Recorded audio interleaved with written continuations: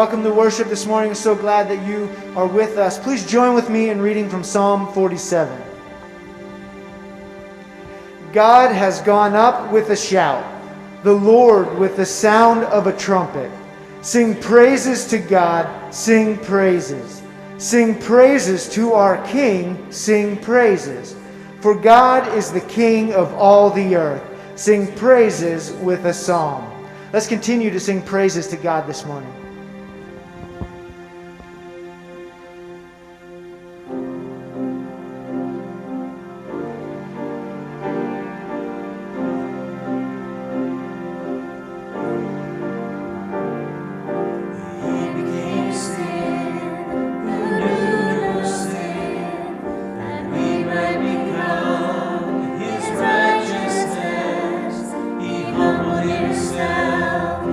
Carry the cross.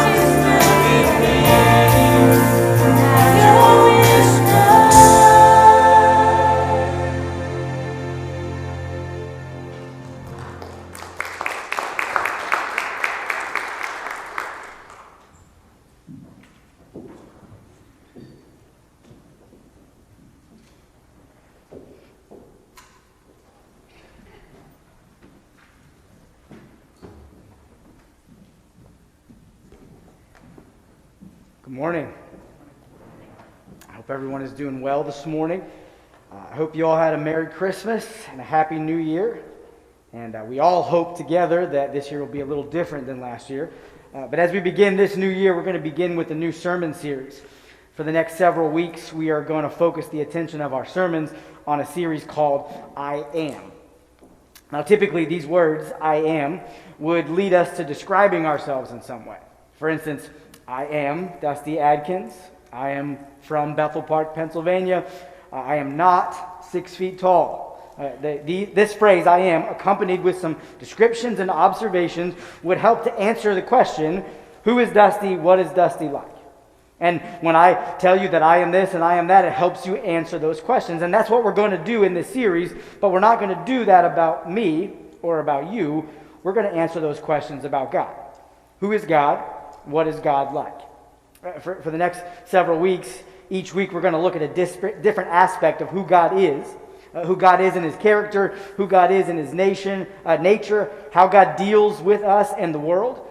And the reason that we're going to do this is because who we understand God to be is something that will impact every aspect of our life. The author and teacher A.W. Tozer famously said, "What comes into our minds when we think about God is the most important thing about us." And the reason why it's the most important thing is because what we think about God affects every area of our life. If you think God to be mean, then you might fear him. If you think God to be distant, then you might ignore him. If you think God to be weak, then you might not turn to him with your problems. So you see, how we think affects how we relate to God. How we think about God affects how we live our life. And this link between our thinking and our living is something that we experience in our everyday life as well. When I was a kid growing up in the 80s, I would watch this show called Unsolved Mysteries. You remember this show with the creepy music? It's making a comeback on Netflix now. But this show is all about missing persons and UFO sightings and things like that. But every single one of these cases is unsolved.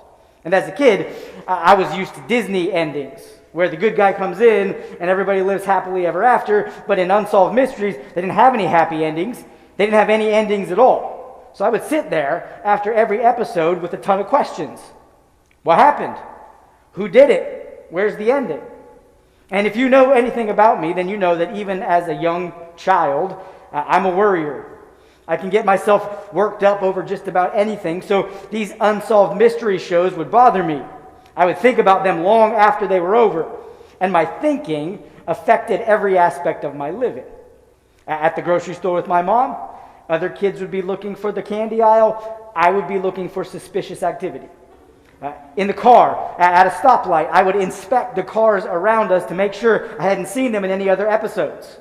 At night in my bed, every noise in the house sounded like it was an intruder. So as I laid there in my bed, nervous and convinced that I would be the next unsolved mystery, I would begin to reason with myself. I would think about the things that I knew to be true. The front door is locked and deadbolted. I saw it myself, so it can't be that. My bedroom window is on the second floor, so it can't be that. And as I reminded myself of all the things that I knew to be true, all of my irrational fears and wild conclusions would be put in their proper place. That noise in the house was the furnace, not a fugitive. In the same way, since our thinking affects our living, there are going to be times in every one of our lives where fears and doubts and uncertainties are going to come in, where we're going to jump to conclusions about God and about the things that are happening in our life. And in these moments, like 8-year-old me in the dark, we need to reason with ourselves. We need to remind ourselves of what we know to be true. What we know to be true about God and what we know to be true about ourselves. It's no wonder that all throughout the Bible, one of the commands that God gives to his people frequently is to remember. Even Jesus, at the Last Supper, when he's explaining what we do today in communion, he says, "Do this in remembrance of me." Because when we remember who God is and what he's like and what he's done, thinking about those kinds of things can change us. Can change the way that we face our circumstances. Our fears and our doubts and our wrong conclusions are put in their proper perspective when we think about and remember who God is, what he's like, and what he's done. It can change the way that we live and act. I read one author who said that most, if not all, of our sinful behavior stems from an inaccurate view of God.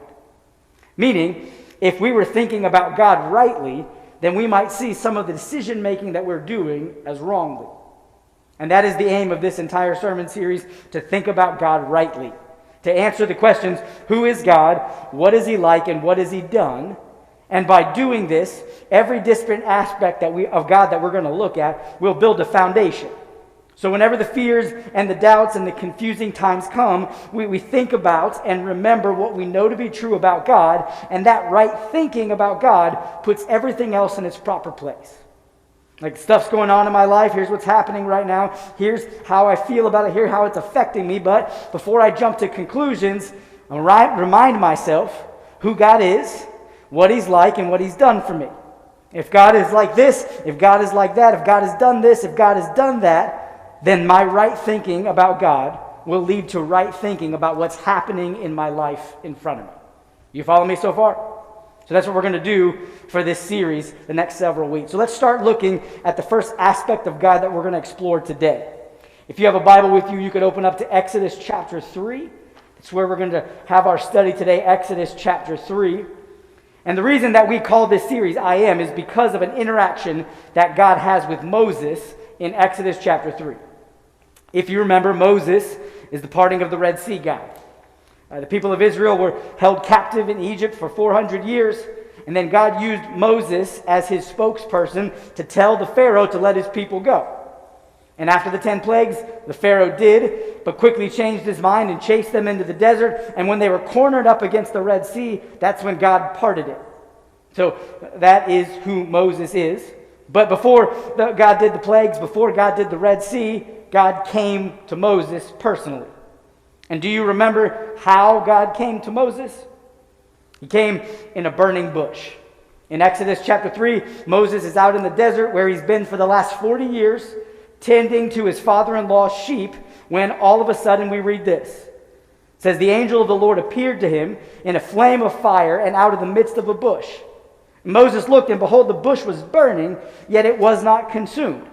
And Moses said, I will turn aside to see this great sight, why the bush is not burned. Which is exactly what we would do if we had seen this. And whenever I see police lights or fire trucks parked on the side of the road, I say the same thing. I will turn aside to see this great thing, right? We all do this. It's what Moses did with this burning bush that was burning, but it was not being consumed. So as Moses got closer and closer to this bush, the bush started talking to Moses. God called out to Moses out of the bush, Moses, Moses, do not come near. Take your sandals off your feet, for the place on which you are standing is holy ground. I am the God of your father, the God of Abraham, the God of Isaac, and the God of Jacob. And Moses hid his face, for he was afraid to look at God, which is also what we would do if God came to us in the burning bush, or in any way for that matter. But God continues to tell Moses. The Lord said, I have surely seen the affliction of my people who are in Egypt, and have heard their cry because of their taskmasters. I know their sufferings, and I have come down to deliver them out of the hands of the Egyptians, and to bring them up out of that land. And this is good news to people like Moses. They've been waiting a long time to hear something like this. Moses would have been ecstatic to hear this, but maybe not the next part. God said, come, I will send you, Moses, to Pharaoh, that you may bring my people, the children of Israel, out of Egypt. But Moses said to God, who am I that I should go to Pharaoh and bring the children of Israel out of Egypt? God said, but I'll be with you.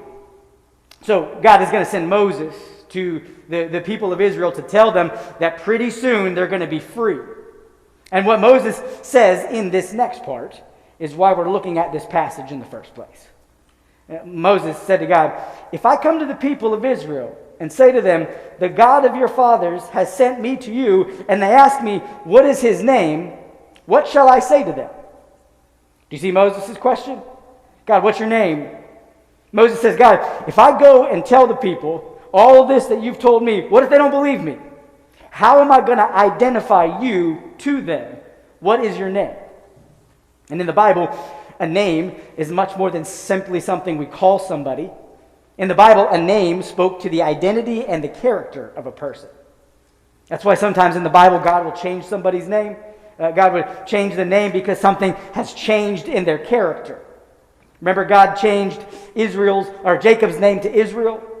Jesus changed Simon's name to Peter so that their new names would reflect the change that had occurred in their character. So in the Bible, a name is significant. A name tells you something about somebody. A name tells you who they are and what they are like.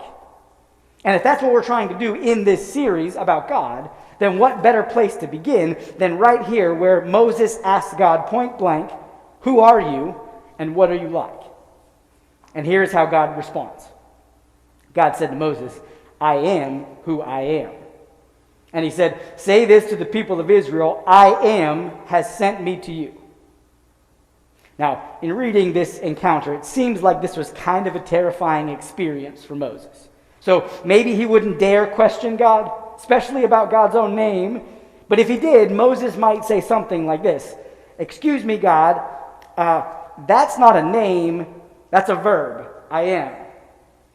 One time I was checking in with a receptionist, and they asked me, "What is your name?" And I said, "Dusty." And she said, "That's not a name. What kind of name is that? What's your real name?" Maybe Moses was thinking, "I am? What kind of name is that?" But remember, a name means something. A name tells you something. Some people read this and think that God is brushing Moses off. Like Moses asked God, "What's your name?" And Moses says, "Don't worry about it. Just go do what I tell you. I am who I am."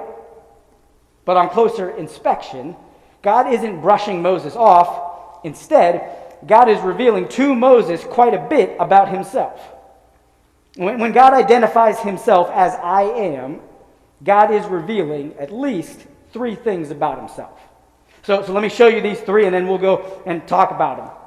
Since God is the "I am," it means God is timeless, it means God is self-existent, and it means that God is all-sustaining.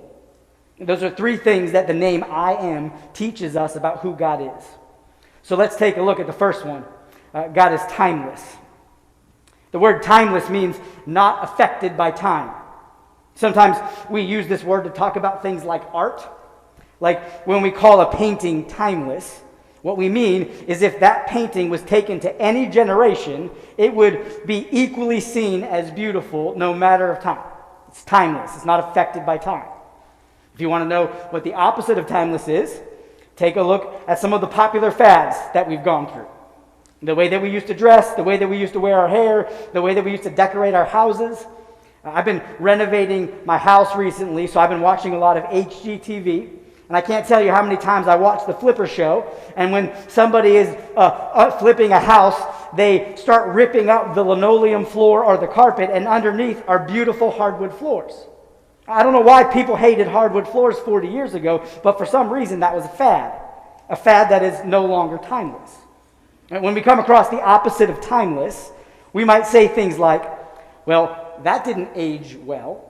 Or we might use words like outdated, because that's what time does. It dates things. It ages things. I see this every morning when I look in the mirror and see my hairline. Time has affected me. But that is not so with God. God is timeless. God is not affected by time in any way. In the book of Titus, we read this. It says, "In the hope of eternal life, which God, who does not lie, promised before the beginning of time."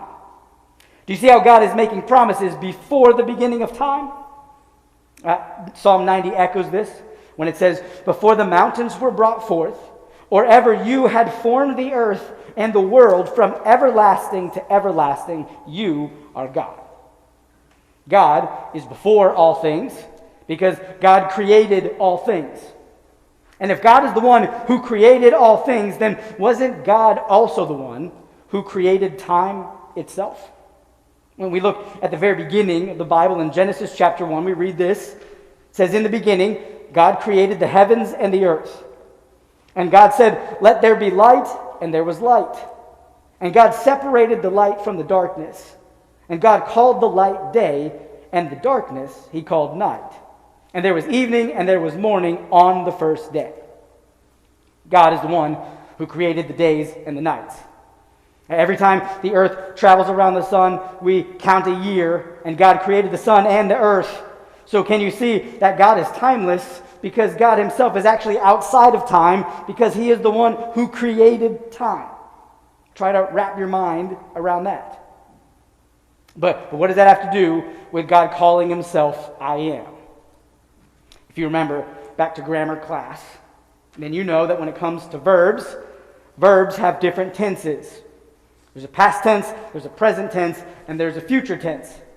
And I am is the present tense of the verb to be. The past tense is I was, the future tense is I will be. But when God calls himself I am, the only tense that God uses is the present tense. And this isn't just here when he's talking to Moses. If you look in John chapter 8, what you'll find is that Jesus is arguing with some religious leaders who are convinced that Abraham is the greatest of all the forefathers. And these same religious leaders, they don't necessarily like what Jesus has been claiming about himself lately, so they ask Jesus point blank. They say, "Are you greater than our father Abraham? Who do you make yourself out to be, Jesus?" To which Jesus responds, "Your father Abraham, he rejoiced that he would see my day. In fact, Abraham saw my day and he was glad about it." So the Jews said, "You are not yet 50 years old, and you have seen Abraham?" Now, Abraham lived hundreds of years before Jesus, and Jesus, who's not even 50, is claiming to have known him. Jesus says, "Truly, truly, I say to you, before Abraham was, I am." And in the next verse it says that these religious people picked up stones to throw at Jesus. Why? Because he's bad at grammar?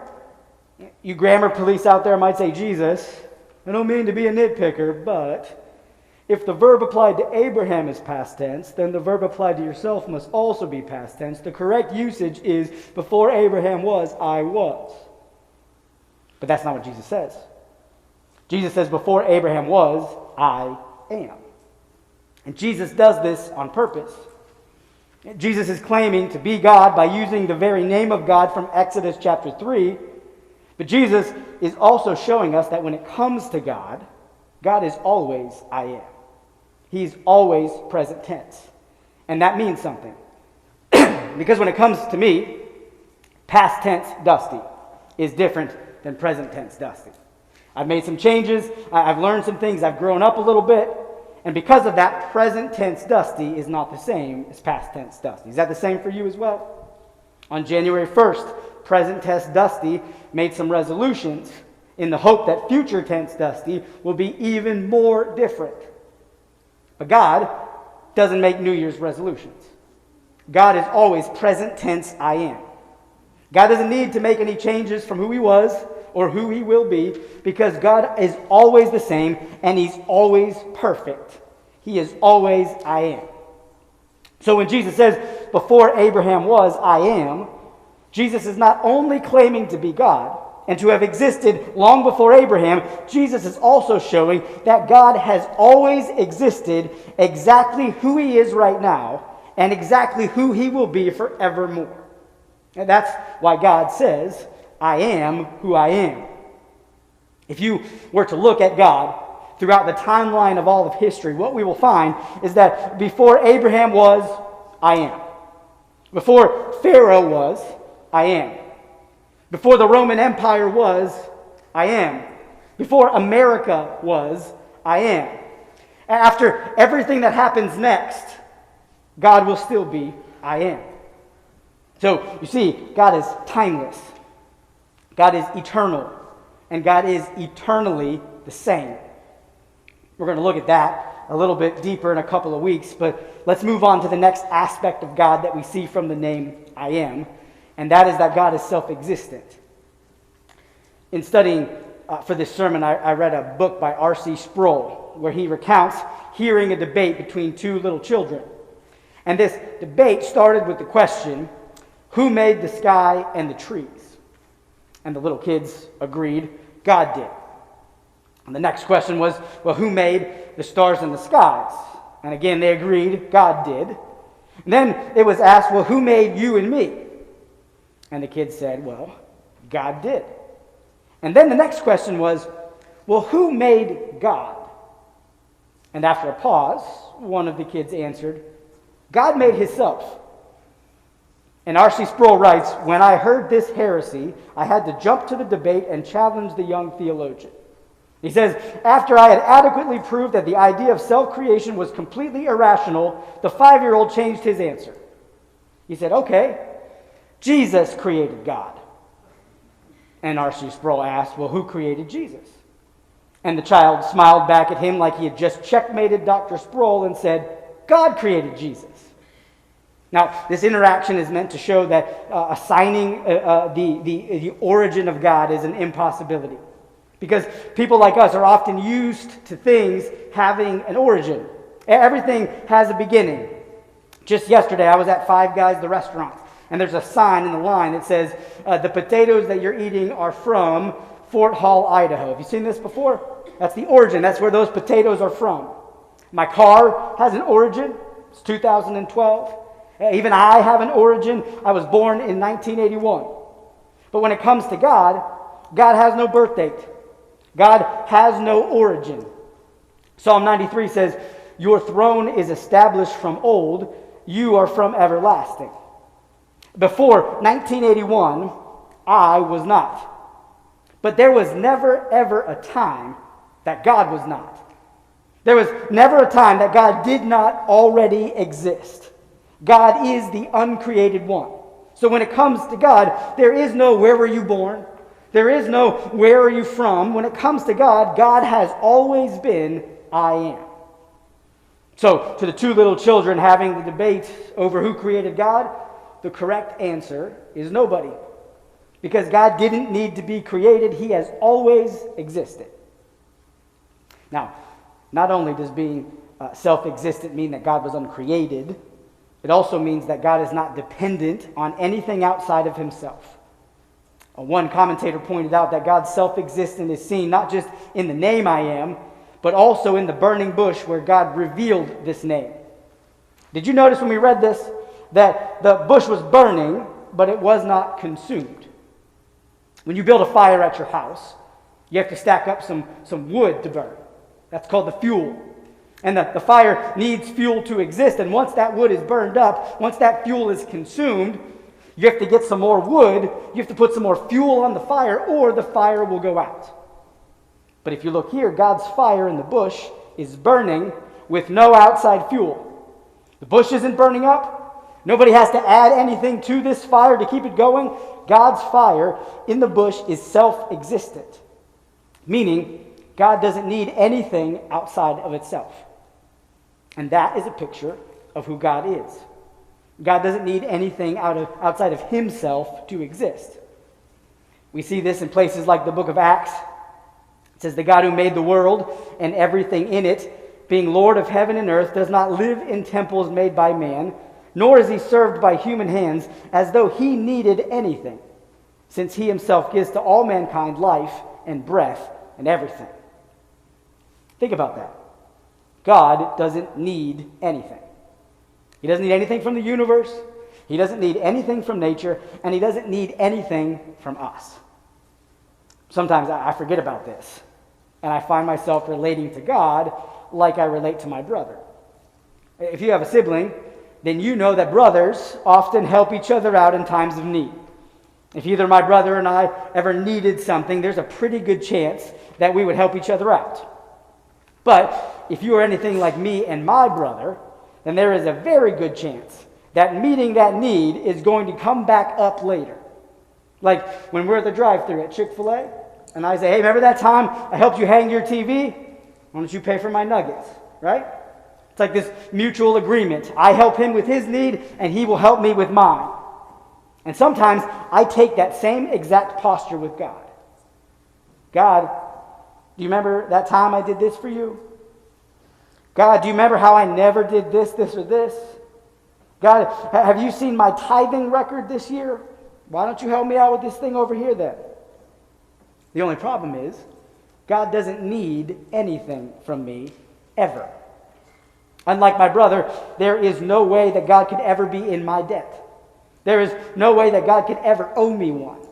There is nothing that I could ever offer God that he doesn't already have in himself abundantly. So the stuff that God asks of us is not about him needing it in any way. It's more about us needing him. Which leads to the last aspect of God that we're going to look at this morning, that God is all-sustaining. The book of Colossians, we read this. It says that he is before all things, and in him all things hold together. And it's verses like this one that remind me of a song that I learned when I was a kid in Sunday school. He's got the whole world in his hand. Remember this song? Well, this isn't just a line in a kid's song. This is a truth about who God is. God is the creator and sustainer of everything. The word sustainer means the one who upholds or maintains. Whenever everything closed down back in March because of the pandemic, I had a friend who told me that when they left their office on Friday, not knowing that they weren't going to be coming back on Monday or not going to be coming back for the next 3 months, they said everybody left Friday just like they leave every Friday. Well, 3 months later, when they were allowed to come back, they found that their office was exactly how they left it on that Friday, which wasn't necessarily a good thing. That half-drunk cup of coffee that you left on your desk doesn't look the same after 3 months.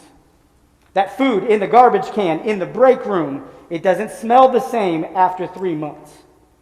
You see, it didn't dawn on them that every night after they leave the office, when they all go home from work every single night, there was a team of janitors that came in and maintained and upheld the office. They were the sustainers of the office. But when they got sent home because of the pandemic too, the need for their sustaining became all the more evident. In the same way, when it comes to God, what things is God the sustainer of? Well, according to this verse, all things. And if we can take for granted the sustaining power of a janitor in the office, how much more do we take for granted that the God of the universe is holding all things together? Every year, because of our advancements in technology and science, we build bigger and greater telescopes so that we can take pictures of stars and galaxies that are farther and farther away that we have never seen before. And every time we do it, we exclaim, "Look what we found!" And I always wonder if God smiles at that. Like, yeah, look what you found. Because on the day that God said, "Let there be light," and he put the stars into the sky, he maybe even put those very same stars in the sky, the ones that took us thousands of years to find. But God has been sustaining them this whole time. And even scientists tell us that we haven't even scratched the surface yet, that there are an untold number of stars and galaxies out there that we can't even see, and yet God is sustaining all of those as well. It reminds me of what we see in Psalm 8. It says, "When I look to your heavens, the work of your fingers, the moon and the stars, which you have set in place, what is man that you are mindful of him, and the Son of Man that you care for him?" God is so big that he creates and sustains stars and galaxies that we haven't even seen yet. But he also sustains every detail of your life and mine. The God of creation is mindful of you. You, your life, the details about it, those details are always on the mind of God. And he's not just thinking about you, God is sustaining you. Acts as in him we live and move and have our being. So the God who created the universe, the God who calls himself I am, he is intimately involved in every single detail of your life. Now, when we think about stuff like that, that should change us. It should put some things into perspective, shouldn't it? So hopefully here is the foundation that I hope we've started to build this morning. That God is timeless, that God is self-existent, that God is all-sustaining. And these truths should be more than just theological nuggets that we tuck away in our brain, but these should be the foundation by which we live and see our entire lives upon. So, what does that look like in our lives? The great reformer Martin Luther used to write correspondence letters to his dear friend Philip Melanchthon. And Philip was this notorious worrier. So him and I would be good friends. And with these letters he wrote to Philip, people would find often that he wrote this phrase to his friend: "Oh, that Philip would cease to rule the world." And what Martin Luther was doing to Philip is what we're trying to do to each other here in this series: remind ourselves of what we know to be true about God. Since God is timeless, the happenings of our day may cause us to fear and to stress, but not God. God has seen the rise and fall of every nation that has ever existed. And after every nation ceases to exist, God will still remain. Since God is self-existent, he is not dependent on anything outside of himself, which means God does not need, God never lacks, God is never in want. God is completely unshakable, he is unsurprisable, and he is far too great for us to understand him completely. Yet, he is mindful of us. He knows the number of hairs on your head. He knows every one of our days before we've lived out even one. He knows the thoughts and the fears before we even put them on our tongue, and he sustains us in every way, even in ways that we would never know about. And because this is true, oh, that Dusty would cease to rule the world. Oh, that you would cease to rule the world. Oh, that we would rest in the truth that there is already a great God who rules and reigns every aspect of this world.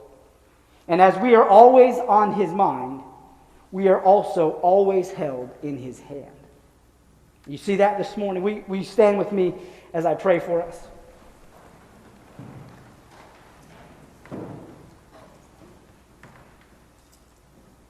God, as we read in the Psalms, we praise you, for we are fearfully and wonderfully made. That we recognize that you are our creator, you are our sustainer. You have made us in a way that when we think about who you are and what you've done, it should put us in awe. That when we see how big you are and how mighty your works are, and yet how much you care about us, even the smallest things about us, we should be humbled in a way that leads us to worship. God, I pray that through this series, as we begin to explore who you are, I pray that you would begin to carve an understanding of who you are in our hearts and minds that would lead us to thinking rightly about you and thinking rightly about our own life. That you would help us to stand on the truths that you've promised us, that because of who you are, no matter what we're facing, you say, because you are God, because you are I am, then we can have a peace that surpasses all understanding. That when things seem out of control from our end, they are never out of your control. So God, I pray that in the next couple of weeks we begin to form a view of you that is bigger than we had before. We pray all of this in Jesus' name. Amen.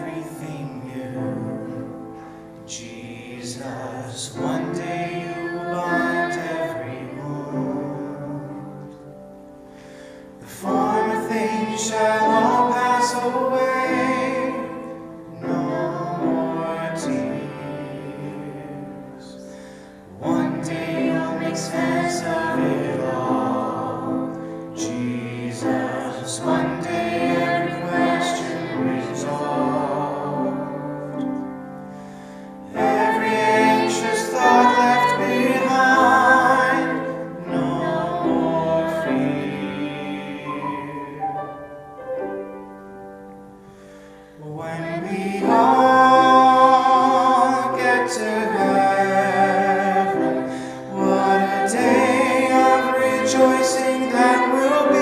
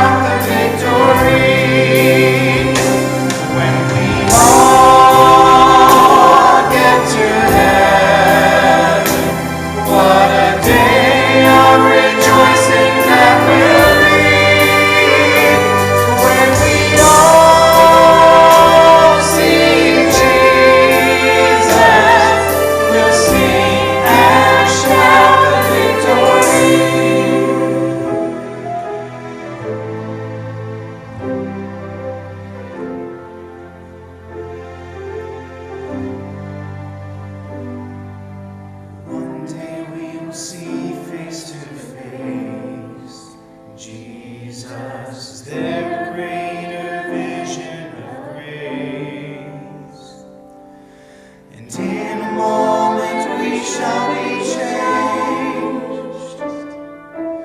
In a moment we shall be changed. Yes, in a moment we shall be changed on that day. When we all get to heaven, what a day of rejoicing that will be. When we all see Jesus, we'll sing and shout the victory. We'll sing and shout the victory.